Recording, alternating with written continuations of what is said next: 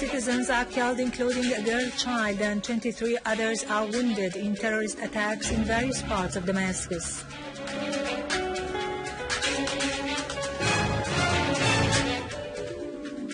Syrian Arab Army units eliminate terrorists in several governorates. Russia affirms its determination to continue work with the Syrian government and opposition in order to reach fruitful results from Geneva II conference.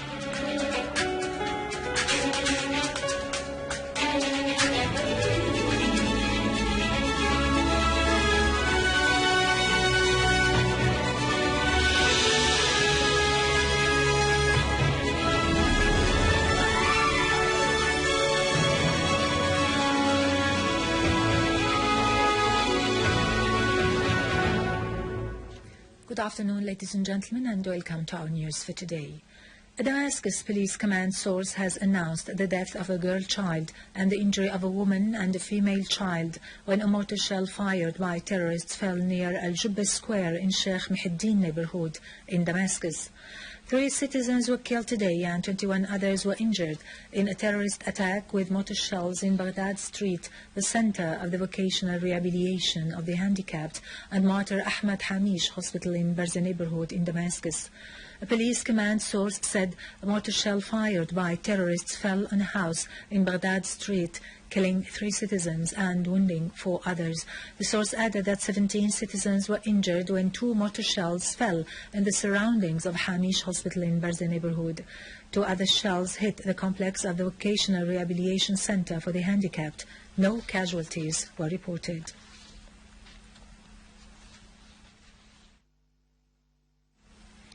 Minister of Health Dr. Saad al-Naif has said terrorists have committed a massacre that claimed the lives of 5 doctors, 5 nurses and 2 drivers from the first aid system in Deir Atiyeh in Damascus suburbs. Also in Damascus suburbs, the Syrian Arab Army has eliminated armed terrorist groups and destroyed their criminal tools south of the plastics factory and in Mabrak al-Naqa district in al-Nabak, as well as northeast of Yabrud Bridge. On the ground, Syrian Arab Army destroyed a terrorist hideout in the vicinity of Bilal al-Habashi Mosque in the city of Daraa, killing many terrorists inside and injuring others. The army also eliminated an armed terrorist group that had tried to infiltrate from the town of Int'l to attack the residents in As-Sanamin in Daraa countryside.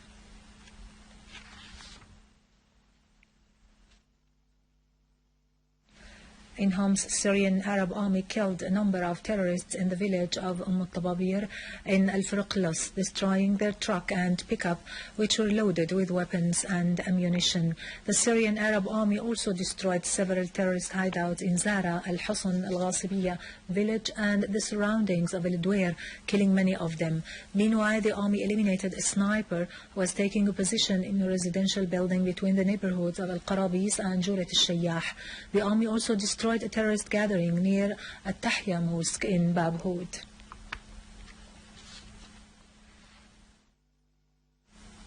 In Aleppo, the Syrian Arab Army fought terrorists in the neighborhoods of Al-Marjeh, Al-Ansari, Bustan al-Qasr and Al-Rashidin, killing many of them. The army also foiled an attempt by terrorists to sneak into Al-Safhiyya garage, killing many of them and injuring others. Meanwhile, army troops destroyed many terrorist gatherings and a number of their vehicles in Bab Qasrin in the old city. In Aleppo countryside, Syrian Arab Army pounded a terrorist gathering, destroying 2 of their vehicles, which were packed with weapons and ammunition in the vicinity of Al-Kindi Hospital, eliminating many terrorists in the areas of Al-Yaramoun, Al-Mansoura and the vicinity of the central prison.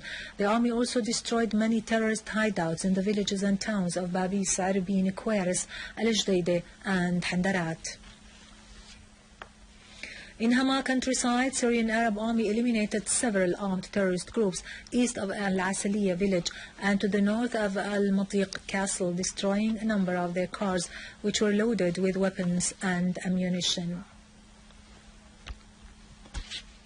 In Idlib countryside, Syrian Arab Army killed a number of terrorist leaders in an operation that targeted their hideouts in the village of Hantutin. In the village of Ain Larus, the Syrian Arab Army also destroyed a hideout for the terrorist leaders, most of them non-Syrians, including Egyptians, Jordanians, Libyans and Qataris. The Syrian Arab Army also pounded several terrorist gatherings and hideouts, killing all terrorists inside in Ma'arrat, Masrin, Binnish and Nahaliya. In Latakia, the Syrian Arab Army units targeted several terrorist gatherings in the villages of Al-Rabi'a, Salma, Saqiyat, Al-Kirt, Ghmam and Al-Khadra, destroying many vehicles carrying missiles or equipped with different kinds of machine guns, killing many terrorists, including leaders of the so-called Islamic State in Iraq and the Sham. Army units also destroyed a vehicle loaded with explosive devices in the village of Ain al-Qantara, killing a number of terrorists, including the Jordanian Abu Trab, leader of the so-called Al-Ifta Circle in the Islamic State of Iraq and the Sham. Meanwhile, a vehicle loaded with missiles blew off in the village of Wadi Hizairin, killing many terrorists.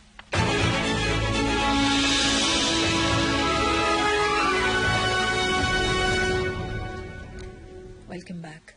Russia has expressed determination to work with the Syrian government and the opposition to settle pending issues within the framework of the Geneva II International Conference on Syria, due to be held on the 22nd of next January. In a statement, the Russian Foreign Ministry said a number of issues would still to be solved before the convention of the conference in connection with the participation of the Syrian government and opposition delegations in the conference without preconditions, and the state that should be invited to the conference. The Russian Foreign Ministry stressed that to guarantee access to fruitful results from the conference depends to a large extent on the ability of the Syrian sides to be united in the face of the danger of terrorism which is invading Syrian territories. The statement pointed out that Russian Deputy Foreign Minister Mikhail Bogdanov had agreed during his talks with the opposition coalition delegation in Geneva yesterday on the need to continue contacts in order to turn as soon as possible the armed confrontation that has so far led to the deterioration of the humanitarian situation in Syria into a political process that aims at guaranteeing a democratic development in the sovereign Syria and the unity of its people. The statement added that both sides discussed issues of preparations for the Convention of Geneva II in order to implement the Geneva Statement issued in June last year.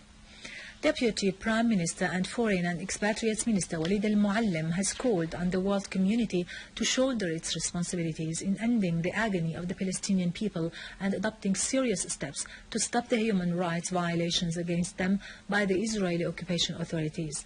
Syria has put up and is still putting up with a lot of pressures, Mr. al-Moallem added, to force it to abandon the Palestinian people and their just cause and to give up the occupied Syrian Golan. However, Mr. al-Moallem affirmed that pressures would not reduce Syria's determination to stand on the side of the Palestinian people until they establish their independent state on their national soil with Jerusalem as its capital on the basis of relevant UN resolutions. In a message addressed to the chairman of the committee concerned with the Palestinian people's practice of their inalienable rights on the occasion of the committee's annual meeting to celebrate the World Day in solidarity with the Palestinian people, Mr. al-Moallem said hundreds of UN resolutions issued over the past 65 years have affirmed that the Palestinian people have inalienable rights and that the Israeli occupation authorities are trying to wipe out those rights in their attempt to liquidate Palestinian cause. The Foreign and Expatriates Minister said Syria has been aware from the very early beginning of the need to preserve the Palestinian people's rights, so it has stood on their side in every way to defend those rights. It has also hosted for decades about 500,000 Palestinians who have enjoyed the same rights of Syrian citizens without any encroachment on their right to repatriation according to UN General Assembly Resolution 194.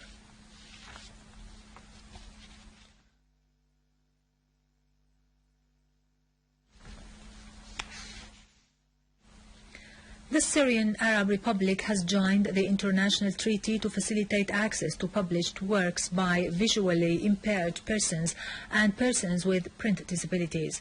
The treaty was signed on behalf of the Syrian government by Syria's permanent representative to the UN in Geneva, Faisal al-Hamwi, at the headquarters of the International Intellectual Property Organization.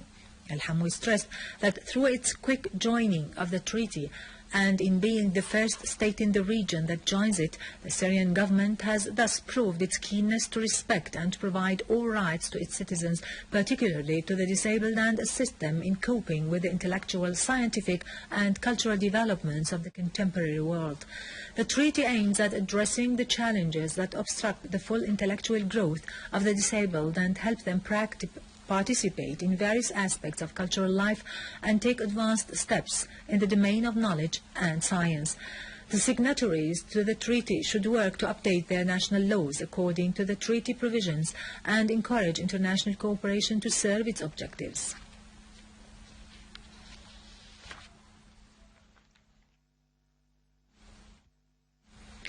The death toll of the victims of the terrorist explosions and attacks that targeted several areas in Iraq yesterday has risen to 42. Dozens were injured. 23 people were killed and 39 were wounded in the attack that targeted al-Sadriya region in the center of Baghdad. In Ziqar Governorate, former MP from the Iraqi list Jamal Mohsen al-Rafi'i, the Sheikh of al-Rafi'iyin tribe, was killed when terrorists stormed into his house and assassinated him. In al-Mosul, 9 people were killed and 20 others were injured in 3 separate attacks, including 2 suicide blasts with car bombs that targeted security barricades. 4 policemen were also killed and 10 others were wounded in a booby-trapped car blast in Bab Sham neighborhood east of Baghdad. 4 other people were killed in As-Sahwa, south of Balad town, north of the capital.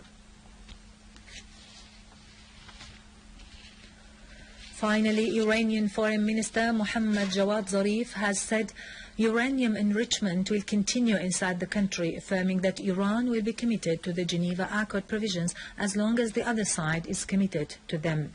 Zarif has described the accord as historic, stressing that Iran's nuclear rights are legitimate. He said the 20% enrichment process that was formerly conducted will now be carried out at a percentage of 5%.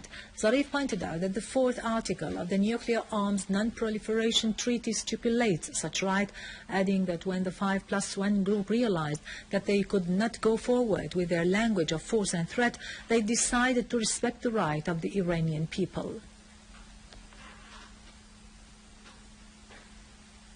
This will end our news for today. Thank you for watching. For more details about Syria and the region and to view this bulletin again, you can always visit our website in English, syriaonline.sy. Now to latest business and market news with Nariman Qassam, but after a short break.